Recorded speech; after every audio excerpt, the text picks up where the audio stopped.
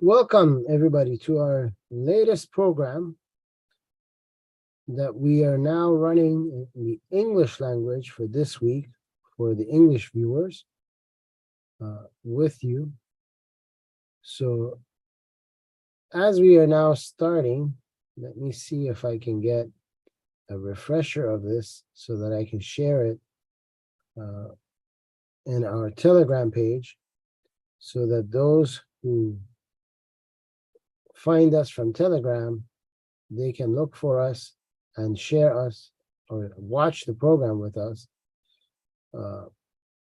through Telegram. Let me just do this for 1 second. Very sorry, everybody.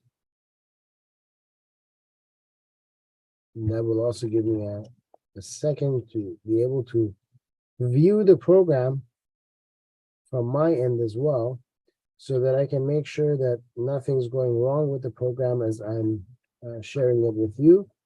And that way we can make sure that everything is good the way that we want it to. Okay, ladies and gentlemen, let's get back to the page that we are on so that I can see what's going on the same way that you can see what's going on. Where am I?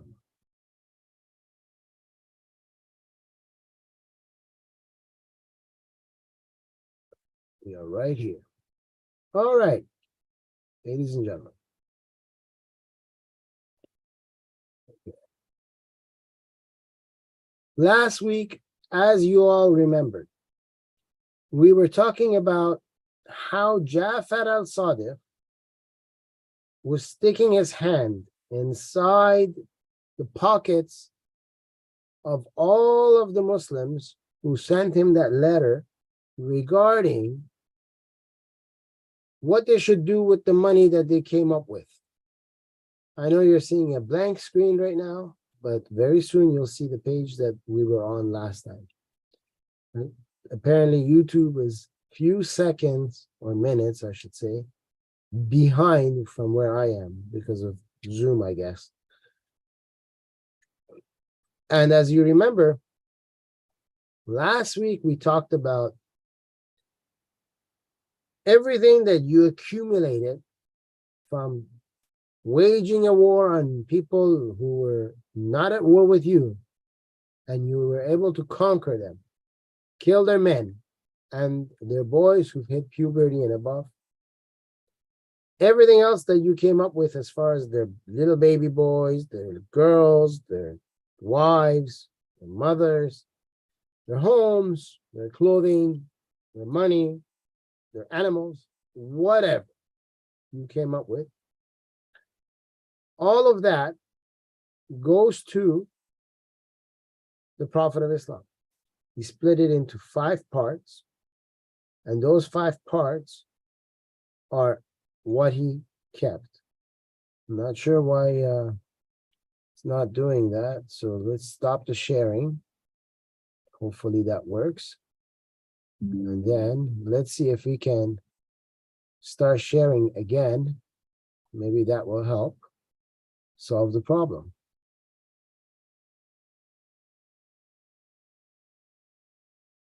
Now it says that you should be getting it. We'll wait a few seconds.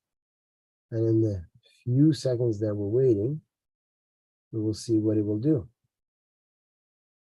Yep, now you have it because I see it as well. Okay, so back to where we were. So as far as we were talking about, we noticed that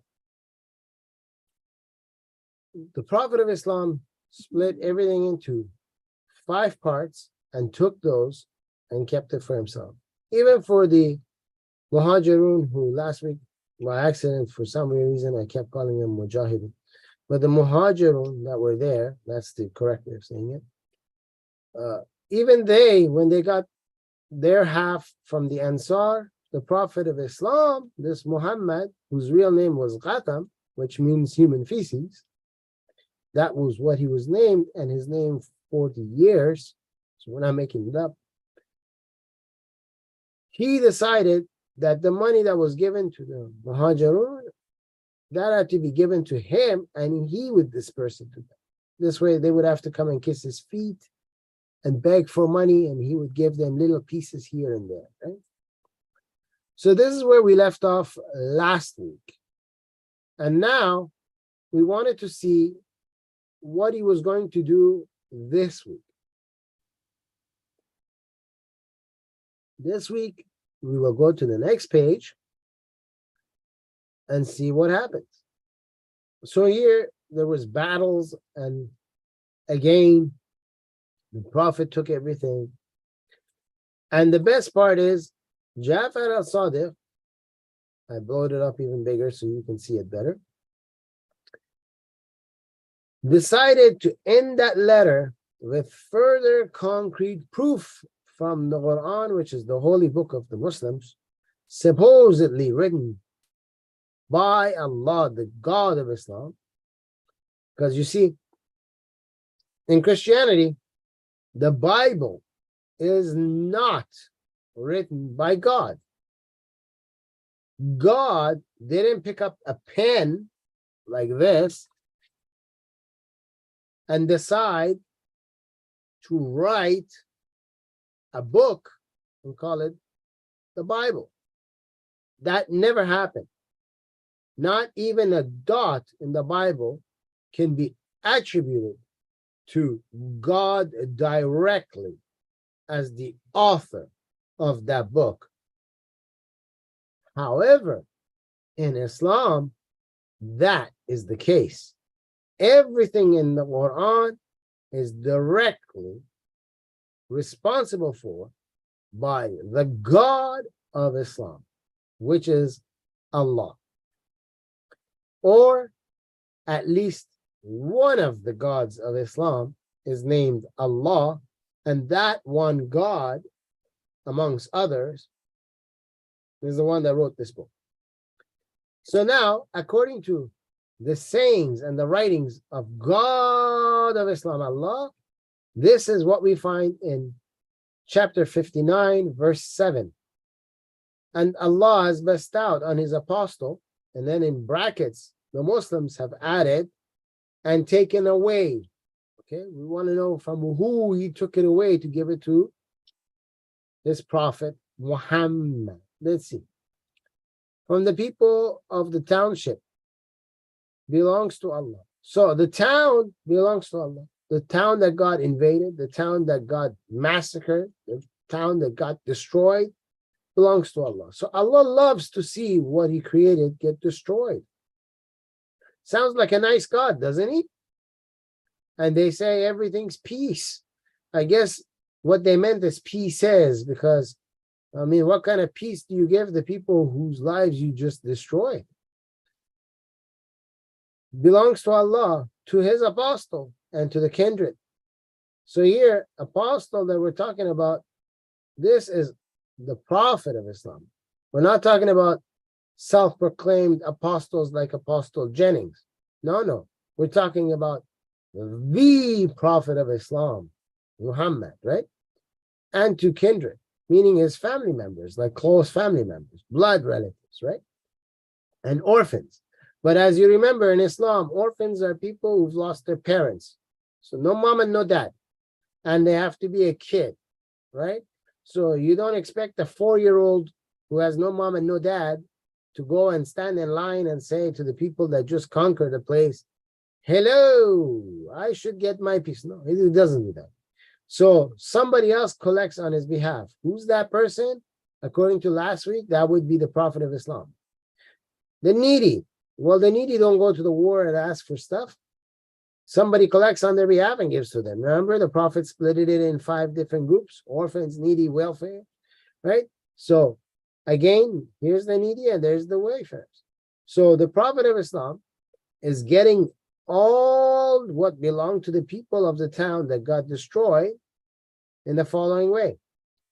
First, it belongs to Allah and his Prophet, and then the Prophet's family members, and then the Prophet, and then the Prophet, and then the Prophet.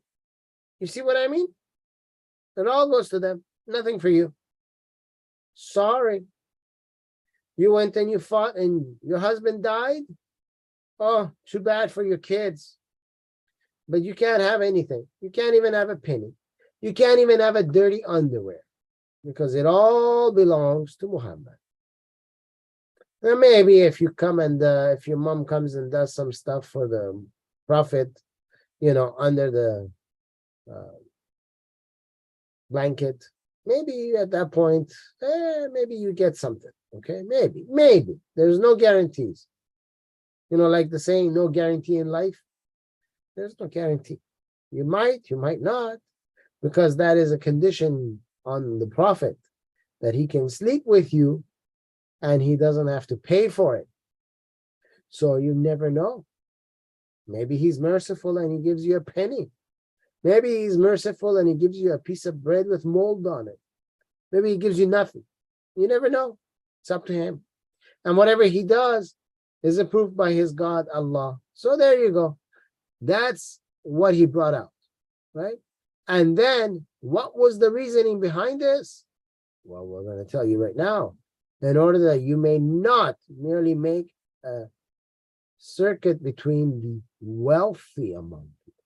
You see, what Allah doesn't want is for people that already have money to circulate money in their hands and try to give it out to these people. Who are these people? The orphans, the needy, the wayfarers. It's not the people that got money that should do that. Rather, it's the Prophet of Islam that should do that. So, that was the end of that letter. Now, we're going to go and talk about the teachings of Jafar As-Sadiq. One of his most important teachings that no one shares with you. But don't worry, Dr. Mossavat's got your back. I'm going to share with you the knowledge of Jafar As-Sadiq, the man who they say had 100,000 students on a daily basis come and learn from him about the knowledges of the world. Islam, Shia Islam, mathematics, geography, history, you name it, sciences, mathematics, you call it, he was teaching it. Now we're going to find out what he was teaching.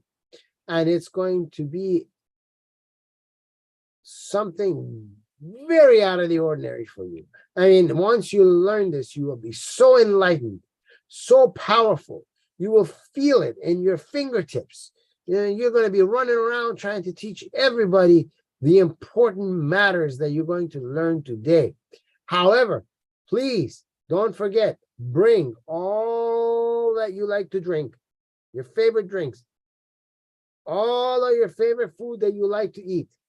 Make sure you're ready with it so that you can eat and drink and listen. Caution, don't eat too much because you might laugh. Caution, don't drink too much. It might go down the wrong hole. We don't want that happening. Call all your friends, family members, neighbors, whoever, your enemies. Tell them to subscribe. They don't want to miss what's going on. This is very important stuff. It might turn into comedy for some of you, but this is very important stuff. On top of that, you have homework this week. Your homework is, make sure you write it down so you don't forget it. You have to find out who and when was the first time that a human being was given a medical degree called medical doctor, doctor of medicine, okay? A medical doctor, an allopathic doctor. You got to find out who and in what era did the first human being get that degree. Okay, go find it. Now, while you're doing that, of course, after this program, because you don't want to do it during the program, you'll miss it. It's only an hour long. Come on now. I mean, you know the thing. Just like Joe Biden knows the thing, you know the thing. Come on. So, here's what happened. This is the event where the Imam Jafar As-Sadiq of the Muslims started to enlighten us with his knowledge.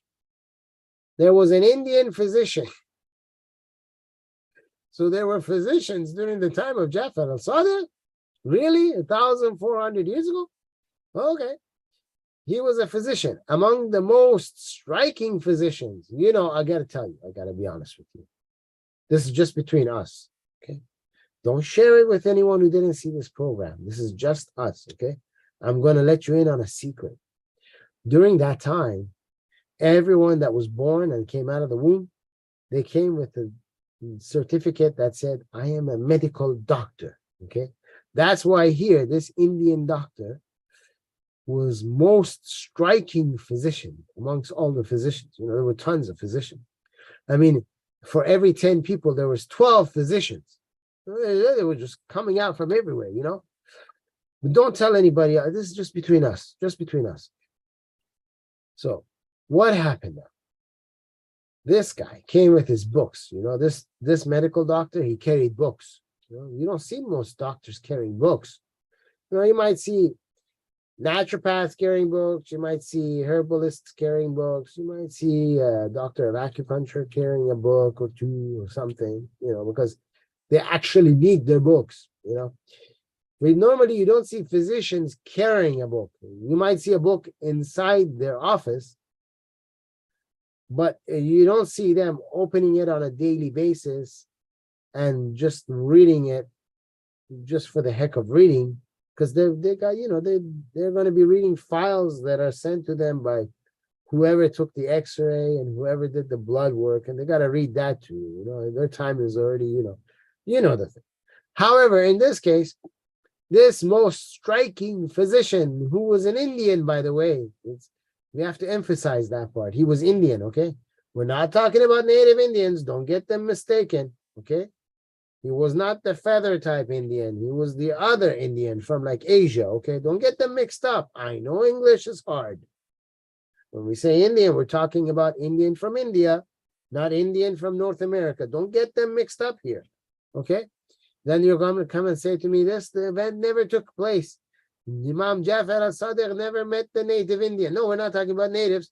We're talking about Indian from India, okay?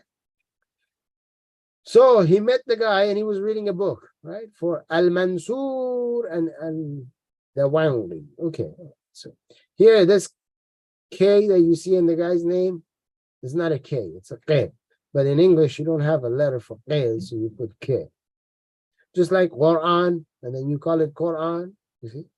We got to teach you these letters. You got to practice. That's your second homework. Practice saying re, like the French, you know, when they want to say R, they say re.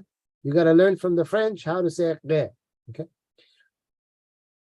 That happened when Imam Sadiq, let's see what Imam Sadiq was doing, was available for a meeting, okay? Listening to what was read. When he completed his reading, he who? The Indian physician. Okay? He turned to the Imam, the Indian physician, and said, oh, Abu Abdullah, remember I told you, Arabs have this thing where you don't call them by their name. You call them the father of whatever their kid's name is, right? That's what it means here. Oh, then Abu is the father, Abdullah is his kid, right? So Jafar al-Sadiq's kid is Abdullah. What does Abdullah mean, you might ask? Slave of Allah. You see, here's the difference between us and them. Our God calls us his children, loves us like his children. The God of Islam sees you as his slave. You don't love your slave the way you love your child, if you had a slave. If you had a slave, you treat him like filth because, hey, if he dies, he dies. You buy another one. You treat slave like you treat a shoe. At least that's how they did it back in the day. It doesn't matter what the color of your slave was. Your slave is a slave. You make him do the work. Your slave is lucky you give him some food and a roof over its head. Your slave is the same as your animals. You do what you want, when you want, where you want, how you want, in whichever way you want. But that's not how you treat your kids. And that's the big difference between Christianity and Islam in a nutshell. Our God loves us, wants to take care of us, wants to put us on the right path, wants the best for us. The God of Islam treats you as the slave. You work for your God. Not that your God helps you, but you do everything for your God. It's the religion of slavery. It promotes it. It's in the name. Everywhere you look, Abdul, Abdul, Abdul, Abdul, Abdul, Abdul. Everybody's a slave. Slaves have slaves. And the bigger you get, you're still a slave to God. You're a slave. You know, when people buy pets, they call their pets their children because they love them. The God of Islam couldn't see his creation as something that he could love. He saw it as a slave. You can get rid of it at any time. So anyway, Abu Abdullah, okay, you want anything from what I have? That's what the physician says. The response is, no, because what I have is better than yours. You know, you've seen two little kids, and then one says, my ball's better than your ball. That's what's going on over here. The physician hurried saying, what is it? What is it? What is it? I want it too. I want it too. You got a better ball than me. I want your ball. Okay, so what happened here? Imam replied, I cure hot with cold, the cold with hot, wet with the dry with wet. Ooh. I mean, every Tom, Dick, and Harry can say this, right? When you get cold, what do? You drink some tea. You wear some clothes, right? You put on a blanket. Any Tom, Dick, and Harry can tell you this. This is now knowledge. Wow. I mean, it's common. Everyone knows it. I mean, what is he going to tell the physician that the physician doesn't already know? Well, we're looking at it, okay? If you're a physician and you're listening to this, make sure you go and you grab a hammer, and every time you hear your physician give an answer, hit yourself in the head with it, because he's the most striking physician of physicians, you know. He was your number one. Forget about number two. You had number one up there, you know. He's the best of the best. Striking, you know, you see this guy, you're like, wow, he's here, you know. He was the brains of all the physicians of the time, you know. He was there. He was Indian, of course. What else would he be? He can't be Chinese. He has to be Indian. Come on now. You guys know the thing. So this Indian guy, you know, all these clergymen in Islam, they have a thing for Indian, you know. Every time you got a brainiac, every time you got a number one guy, every time you got a number something, and you know, they're interacting with somebody, he ends up being Indian. Like Khomeini, who came into Iran, pretended to be an Iranian, but really he was from India. And then he destroyed the country, turned it upside down, started the genocide of Iranians, which continues till today. Yeah, Khomeini. Yeah, the guy that Carter brought in and said he's bringing peace to the Middle East, and the French backed him. And then when he came in, he started the death to America, death to Israel, death to France, death to England. But behind the, behind the screen and all that, and behind the curtains and everything, he was signing everything in the favor of the British, right? And against the people of Iran.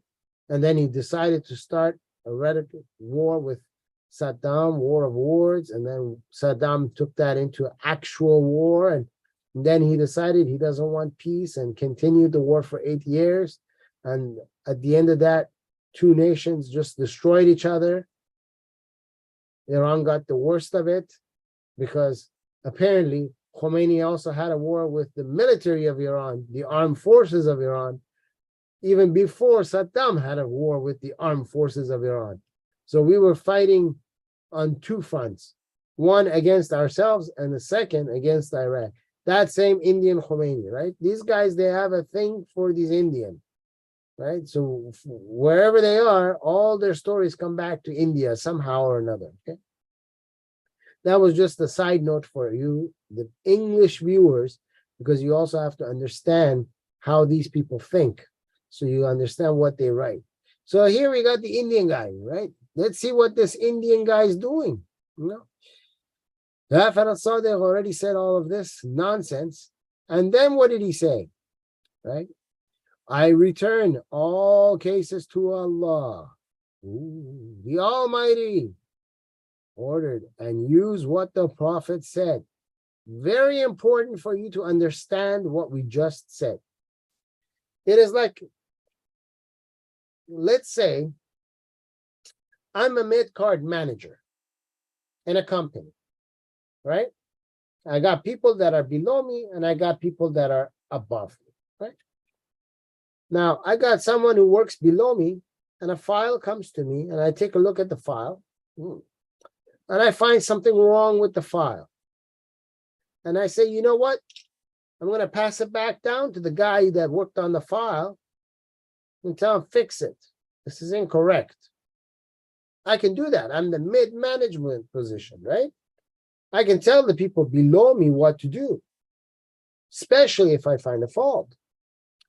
And then I might send a memo saying with the file, the Prophet, the guy who's above me, you know, the big kahuna. I can say, this guy said, and then I can quote what he said to make sure that the guy below me understands he has to do it according to the memo from the big shot, you know, the big guy. You know the big guy. Biden knows the big guy. You know the big guy too, right? This is what happened here. Jafar As-Sadiq returns because he says, I return all the cases to what Allah, the Almighty, ordered. So Allah, the Almighty, sat down and wrote it and said, this is the case. Jafar As-Sadiq says, we're not doing it that way. Returns it. So Jafar As-Sadiq is above Allah, the so-called God of Islam. So you got Allah here, you got Jafar As-Sadiq, the mid-management guy here. And then what did Jafar As-Sadiq do? And use what the Prophet said. So Allah is here, Jafar is here, the Prophet is here. So the God of Islam has gods of his own. One of them is Jafar As-Sadiq. The main God is Muhammad, according to what is written here. What did the Prophet say?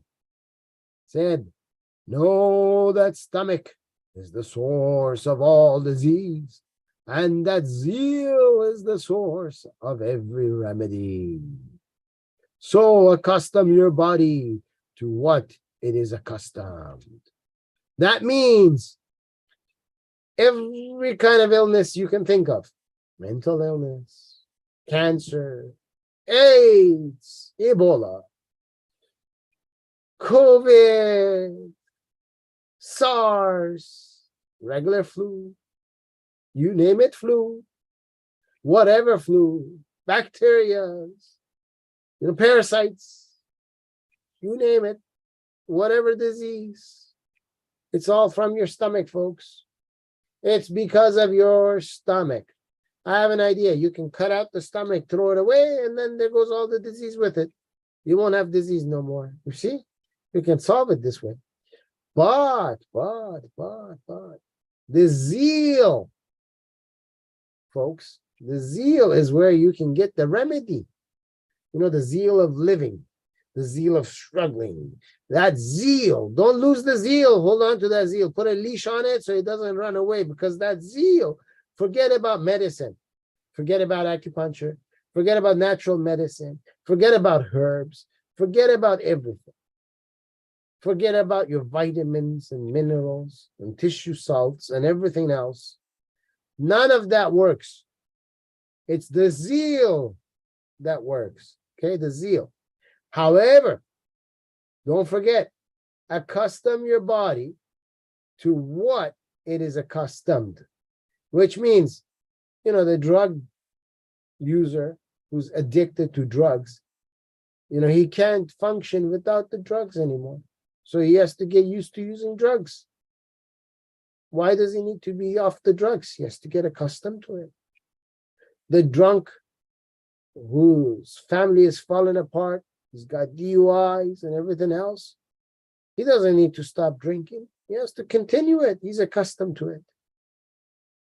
The guy who's got diabetic and he's eating all kind of junk food and is making his diabetes worse, he doesn't need to change his diet. He has to continue it.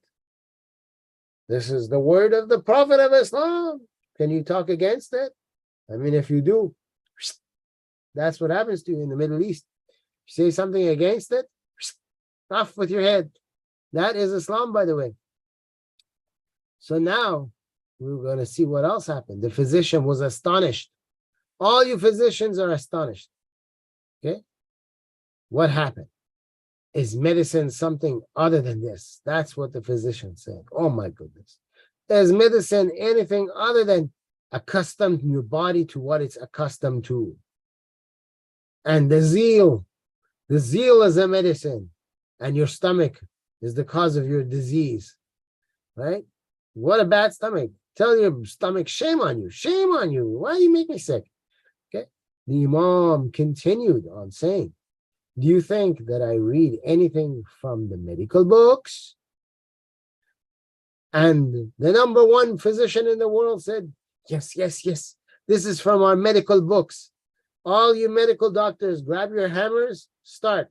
This is your first time. Hit yourself in the head. This is what you studied for 8 years? This? That's what they taught you? You can't say it's lies. If you say it's a lie, you become an infidel, especially if you're a Muslim. Then, it's legal in Islam for you to be killed. Watch what you say, You got to say, yes, this is medicine that you learned for 8 years.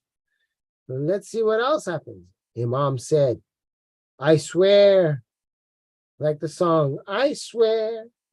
In the song they say, by the moons and the stars. Apparently that's what Allah says too. But here, Jafar As-Sadiq can't say what Allah says. So he says, I swear by Allah, the Almighty and the Majestic. We know how almighty Allah is, because Allah says, don't say I have a son, because if I need a son, I have to have a one-night stand, get her pregnant, and then, later on, she'll give me a son. So, he makes a son the same way we make a son, He doesn't make a son the way God is supposed to make a son. And majestic, this is a king. This God, Allah, is a king, He has his own kingdom, and there's other kingdoms that I did not. Well, now tell me, who is more knowledgeable in medicine, you or me? Not me, Jafar As-Sadiq, okay? Don't get him and me mixed up, okay? I'm only reading. Don't get me mixed up. I'm not in it, okay? And then what happens here? Of course me, said the physician. Imam set forth, raises questions about what is related to the human body regarding medicine, saying, remember, regarding medicine, okay, we're talking about medicine and the human body, okay? In fact, write it down. Human body and medicine, okay? We're going to talk about, these are questions Jafar As-Sadiq is going to ask the striking physician about human body and the medicine, okay? We're talking about, remember what we're talking about, okay? The topic is very important, okay? Question number 1, why are there affairs in the head? What? affairs in the head? The physician was confused. I bet you are too. And could not reach a response and confessed his inability to answer. I don't know. You see, the first degree you get a badge, like the motorbikers and they get badges, like when you go to the military, they give you little ranks on the arms and whatnot. So same thing in Islam, when you become a Muslim, you get your first badge. The first badge that you get is you don't know nothing. You know nothing. You're an idiot, you don't know anything. In fact, Allah has the same badge. So does his prophet, so does the family of the prophet and the Muslims. Everybody has it, because you need it. I mean, come on. You became a Muslim, you got to get the badge. It's like when you go to learn martial arts, first thing you do is you buy your uniform. When you go to work, the first thing they do is they give you your uniform. Your uniform already tells you the badge. It already tells you like what you do. Same thing here. The first thing you get is you don't know. You're an idiot. You don't know nothing, right?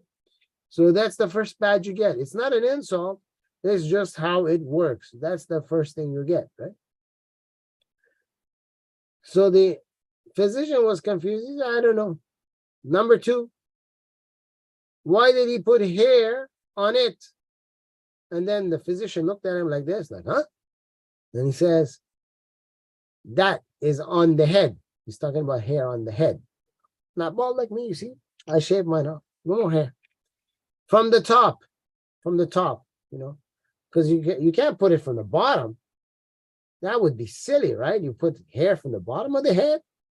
Come on now. I'm sure you've probably seen one or two people like that. They have hair at the bottom of their head, We're not talking about beards. We're talking about hair. The hair on your head, but from the bottom. So it's going into your brain. As opposed to, you know what I mean. If you don't know, ask Joe Biden. He knows. He knows very well. Okay? This guy says, I don't know. Question number 3. Why is forehead hairless? You know your forehead, right? Why is it hairless? Huh? This physician, he still doesn't know. He doesn't know anything. Told you, once you're a Muslim, the first badge you get is, I'm an idiot, I don't know. Question number 4. Why does it have linings and limens? We were still talking about forehead. What he's talking about is, as you get older, you get wrinkles. This wrinkles, he's calling linings. Okay. He says, I don't know. Why are the eyebrows located above the eyes? Don't you also wonder why the eyebrows are above the eyes and not below the eyes? I mean, wouldn't it make sense? It should be below the eyes, but it's above. Why are the eyes created similar to an almond? Woo! And you guessed it. This doctor, as I blow it up for you, says, I don't know. Question number 7. Why is the nose situated in the middle? That is in the middle of the eyes. Your eyes are up here. Your nose is down here, Well, what can we do? Maybe he was thinking that this Indian physician, he looked more like a cat or a dog with a face that comes like this, and his nose was in front of the eye. I never know. It was 1,400 years ago, and according to Darwin theory, we've been, what. So, why is the hole in the nose in the bottom? This poor guy, he still says, I don't know, He doesn't know anything. I don't know what kind of physician this guy was. Why are the lips and the mustache put above the mouth? Now here, you might think, huh? That's right. You might have thought that your lips are connected to your mouth, but really, in reality, according to Allah, the God of Islam, and his number 1 representative on earth who can tell him what to do, meaning the representative tells Allah what to do, Jafar As-Sadiq, your mouth is actually below your lips. Okay, your lips are not connected to your mouth. Stop fooling yourself, people. Your lips are not connected to your mouth. Okay, you learned something today. Okay, and the mustache is, of course, above that. Come on now, you guys know the thing. Now, what happened here? This guy says, I don't know. Why are the teeth sharpened? Molar teeth were widened. The canine teeth were lengthened. This poor guy still doesn't know. He doesn't know, he doesn't know why you have teeth. What do you use the teeth for? He doesn't know. This doctor doesn't know nothing. He's a great Muslim, this doctor. Indian guy, by the way. Not an Arab, Indian. Okay. Question number 11. Why do men have beards? I would also rebuttal and say some women have too. But anyway, that's neither here or there, so I digress. This guy still said, I don't know. Question 12. Why do the palms lack hair? I'm sure you've seen cats and dogs, they have hair. So I think this guy spent a lot of time with the animals. He doesn't know about human beings. He's asking all these questions. And the doctor doesn't know either. I mean, both of them don't know. The next question. Why do nails and hair lack sense? Common sense is very rare these days. I mean, back then, it was even rarer because, your nails and your hair didn't have the sense, They didn't have any kind of sense. They couldn't sense the weather. They couldn't sense people. They couldn't sense knowledge. They didn't have nothing. Ask your nails and your hair why they don't have sense. Come on. They should be able to tell you. This doctor doesn't know, as usual. Why is the heart aching to the pine nut? Okay. Why is it? Why does your heart ache? This doctor doesn't know. Why are there two lungs and their movements are in their places? Of course, your heart should be in the place of your lungs, and your lungs should be in the place of your heart, and your kidney should be in the place of your lungs, and your lungs should be in the place of your kidneys. Come on, why not? This doctor still doesn't know. Why is the liver curved? You bet this doctor doesn't know. Why is kidney aching to the cowpeas? You don't know. Why is the bending of the knee specified in the back? This guy still doesn't know. Why is there a curvature in the feet? Well, you guessed it. This doctor doesn't know. Now, for most of you, you might be thinking, what the heck? All of these questions were supposed to be about body and the medicine, right? We went through all of these questions that Jafar As-Sadiq asked this retarded doctor who doesn't know nothing. And this doctor kept saying, I don't know, but not one of these questions had to do with your body and the medicine. So we are still wondering what this Jafar As-Sadiq is trying to get to.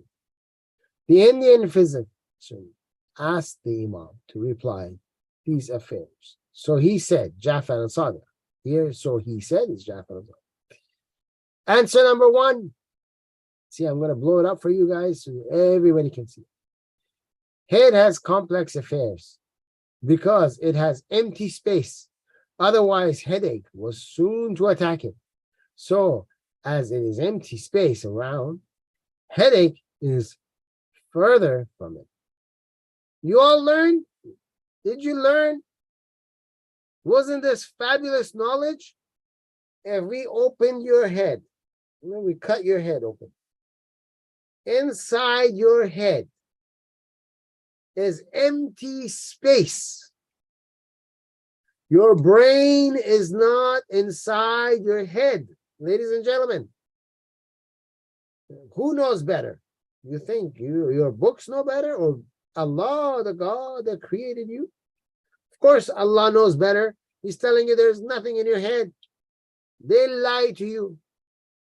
Whenever they show you a brain and they say it's inside your head, tell them, liar, liar, pants on fire. That's why the Arabs didn't wear their pants. Their pants were all on fire because Muhammad told them they're all liar, liar, pants on fires. Okay? You have an empty space in your head. I dare you to go to the Middle East and say that Muhammad was lying when he taught this to his family members. You will be, okay, so what happened next? Because you have an empty space, all your daily affairs that you have to physically get done, instead of physically doing them, you do them in your head. That's why you got affairs in your head. If you don't do that, what happens? Headache attacks you. Now, next time when someone has a headache, you tell them, I know why you have a headache. You didn't use your affairs in your head. That's why you got a headache. Okay? You don't need to go to a doctor anymore, ladies and gentlemen. Jafar As-Sadiq is teaching you. Everything you need to know, Jafar As-Sadiq will teach you. Okay? So now you know what happens when you get a headache. And if you don't want a headache, the remedy of it is do your affairs in your head. Okay? If you got to go to like the police station to get a background check for your work, you don't go to the police station, you just do it in your head. If you need to go shopping, you don't go to the store, you just do it in your head. If you need to eat, you don't do it physically, you just do it in your head. All your affairs you got to do in your head. Come on.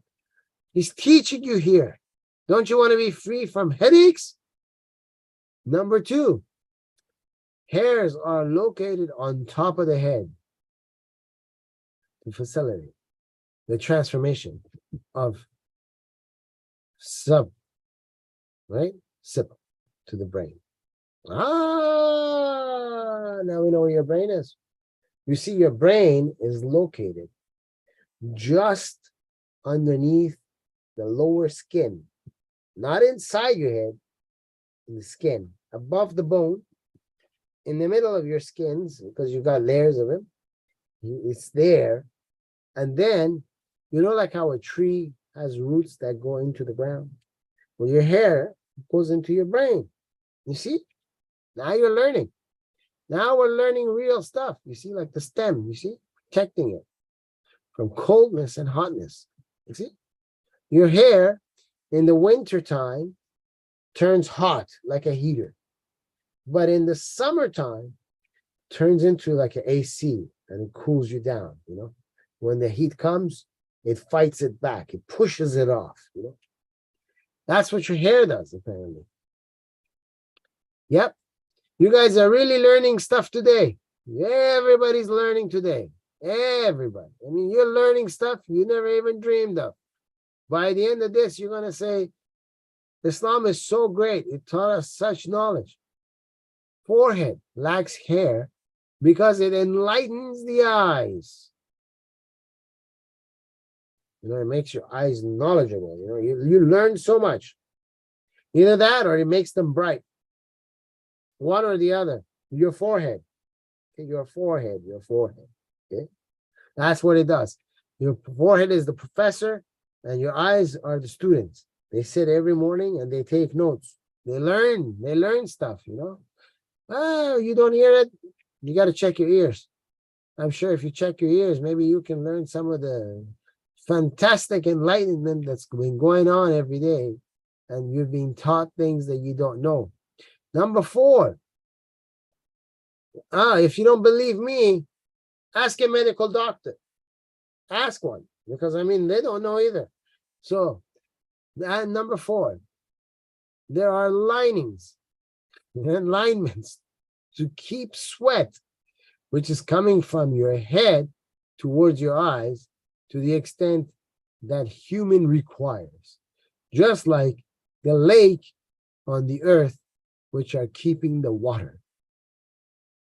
Now, for everybody on this planet who's ever worked even an hour outside in the heat under a sun, you know very well the sweat comes off your head and it runs into your eyes, into your nose, into your mouth, everywhere.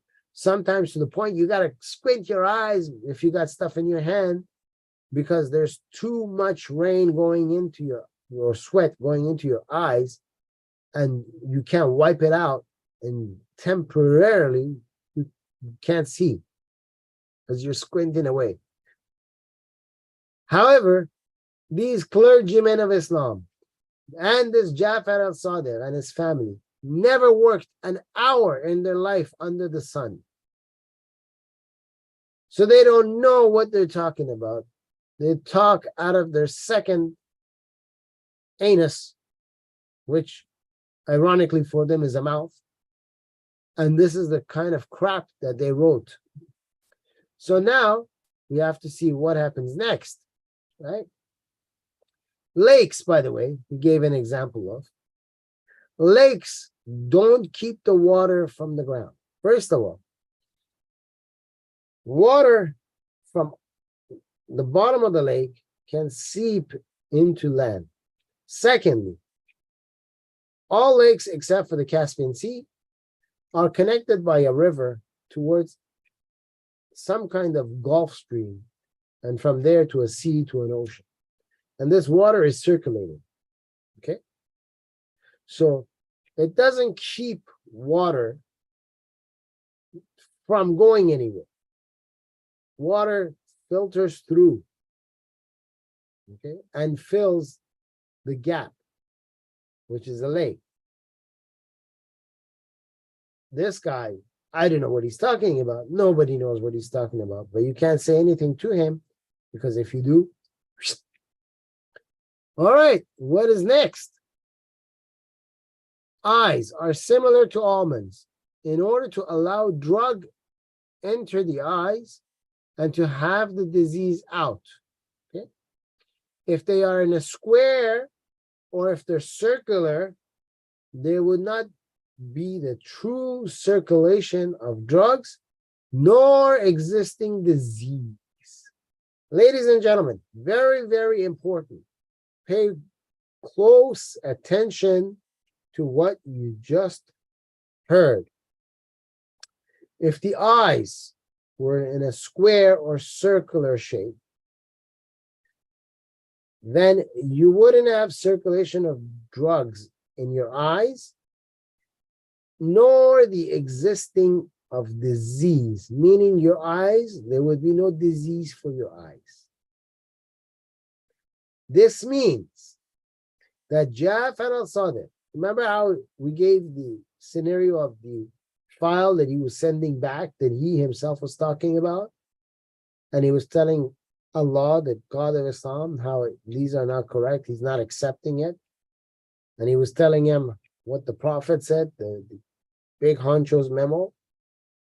Here, Jafar As-Sadiq has found a fault within the creation of Allah. So Allah created something. Jafar As-Sadiq now has found a fault in it. And now he's giving you the answer to how that fault could be solved. So instead of having an almond-shaped eye, if you had a round eye, you would never have disease for your eye. Which means Jafar As-Sadiq is here, Allah is here. Even in the knowledge of his creation, Allah is limited. Allah cannot perform his task of creating creation as well as Jafar As-Sadiq. Because Jafar As-Sadiq could have created a human being who can no longer have any kind of disease in his eyes, but Allah, the God of Islam, was not able to do such a thing. Wouldn't you rather live a life where you don't have disease in your eye? All you needed was a round eye. Now, don't go to any plastic surgeon and say, can you make my eye round, please? Because in order for that to happen, you would have had to go to Jafar As-Sadiq. Now, because you didn't go to Jafar As-Sadiq, your physician can't do anything. I mean, look at the striking physician of the time. He doesn't know. Let's go to the next one. Your nose. Your nose is located between your two eyes to divide the light to each one equally. I mean, this nose is not, its job is, it's a partition, it divides. When the light comes, it divides it. Like in one of those movies, like The Naked Half, whatever. Remember when the guy tried to poke and he put up his hand like this and the fingers went like this and he couldn't get past the divide? Your nose divides the light that's coming in. Don't worry that it so comes down. It's dividing the light from your nose. If they say that's rubbish, remember, your nose. This is how God is telling you your creation. Jafar As-Sadiq speaks for God, Allah, the supposed God. The moon god La. Yep, your nose divides the light. Knowledge, ladies and gentlemen. Physicians are all enlightened right now. They're all like, oh my God, how could we not know this? This is such good stuff. Yeah, well, replace the stuff with S-H-I-T and it will be better. All right, number 8. The whole of the nose is situated at the bottom to allow the existing of elements coming out from the brain, ladies and gentlemen, and to have the smell up. Huh? Now you know why you have a nose. You see, your whole life, you've been wondering why I have a nose. Why? Why I have nostrils? The holes, the nostrils. Why? Why couldn't I just have a nose without nostrils? It's working as a divider for my eyes. Isn't that enough? No, ladies and gentlemen, your brain, like you, has to relieve itself. You go to the washroom, right? You have an anus, and out of your anus, which is your hole, poop comes out. You get rid of it. It's waste. Why do you think your brain can't do the same exact thing? Huh? Your brain also has to get rid of its waste. I mean, just like you, your brain eats food. Just like you, your brain is doing some functions there, holding the hair. The stem of the hair is inside of it. It's working. It needs to do something, Your brain can't just be there doing nothing. I mean, don't worry that you have a waste of space in your head, but the brain is still there, right? So it has to do something. So now your brain has to relieve itself.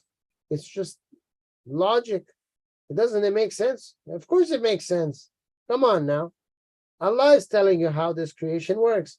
Who knows better, Allah or you? Of course Allah knows better.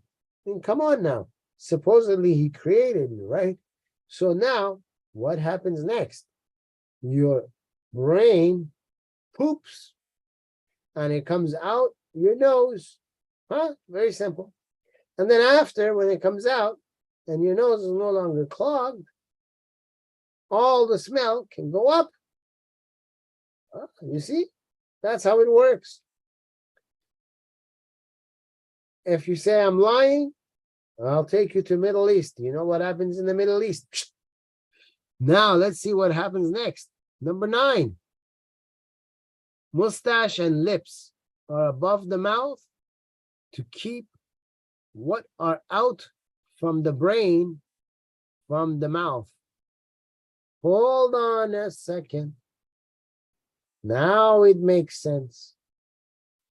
Your mustache and your lips. We found out what their jobs are. Both of them are above your mouth. Your mouth is where your chin is. Okay? Don't let anyone fool you. Your lips are not connected to your mouth. They're above your mouth, and their job is whatever poop is coming from the brain through the nose, it's going to land in your lips. Okay?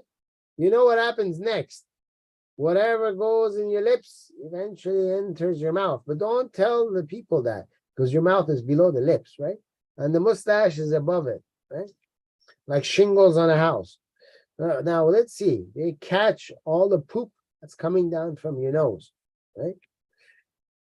What disgusting, filthy people these were, that this was his thought. I mean, this guy never blew his nose. His snot was sitting on his beard and his mustache, and it went down his lips, traveling down. I mean, even an animal wouldn't do that. The animal will lick it clean and get it out, get it away. Human being will blow it, use his hand, use his forearm, do something, But not Jafar As-Sadiq. Nope, not for Jafar As-Sadiq. Jafar As-Sadiq lets it go on to his mustache, down his lips, traveling towards the beard. Just think about it. He looked like an owl to begin with, and now he does this. Okay? And he's teaching it. In order not to purify in order not to putrefy and to allow the human enjoy his eating and drinking. I told you your mouth was below your lips. You didn't believe me. 10, we're getting to the teeth. The teeth are sharp because biting is done through them. Back in those days, we've been evolving. Darwinism told you, right? We evolve, we keep changing. Back in those days, when you wanted to show someone affection, you would go and you would bite them. Like a dog bites a human being that he doesn't know. You bite him down. You put pressure and the person screams, ah! That's what your teeth are for. You bite things, you bite it down. And then when you bite, you got to chew. That's where your molars come in, You got to chew it. That's why this doctor didn't know, because people didn't chew food at the time. And he didn't know what people use their teeth for. He didn't have a wife. He didn't know what you do. When you like someone, you used to bite them really hard and then you chew like a cow. You've seen cow? They sit on the grass and they chew their food. Well, that's what people did. They bite down and then they chew. And then what happens? After you use it for the grinding, your canines are high to support the molars in the teeth as pillars in construction. So you got canines because the canines are like the structure of a building, and then you put a floor on it, and you put another structure and another floor, eventually a roof. Same thing with your canines. You got 4 of them. They're there as a structure. They're pushed in, and then you're going to build something underneath. We haven't got to that part because you haven't evolved yet. You see, Islam and Darwinism, they go hand in hand. You haven't evolved yet. When you do, there'll be another layer in there. Wait, just wait. In 3,000 years, you're going to say, Dr. Mossavat taught me so much knowledge. I mean, our mouths have evolved now. We have something in there. He brought out the secrets of Jafar As-Sadiq that nobody wanted to teach us, and he taught us all of it. Now we know where this whole entire evolving of the mouth and all this is going to. Ladies and gentlemen and ladies, people of all ages, we are getting to important parts. This will help you today, because with the woke cancel culture, all this new phenomenon about new sects, we are now going to solve all of those problems with the teachings of Jafar As-Sadiq, because he's the father of all knowledge. He knows things that even the God of Islam, Allah, doesn't know. Let's see what he says about beard. Beard, in question 11, is specified for men in order to remove the need to have a difficult inspection, for distinguishing male from female. Ah, that answers the question. I'm sure all of you have heard, even in Congress, they always ask, what is a woman? What is a man? What is a man? What is a woman? Nobody knows. Who knows? They're all confused. Everybody's confused. Medical doctors are confused. Politicians are confused. Teachers are confused. People at your workplace are confused. The guy who drives you is confused. Everybody's confused. On TV, they're confused. Of course, they're confused. Why would they not be confused? They have to be confused. But don't worry. Jafar As-Sadiq solved the problem. Men have beards so that when you see it, you can tell who is a man and who's not a man.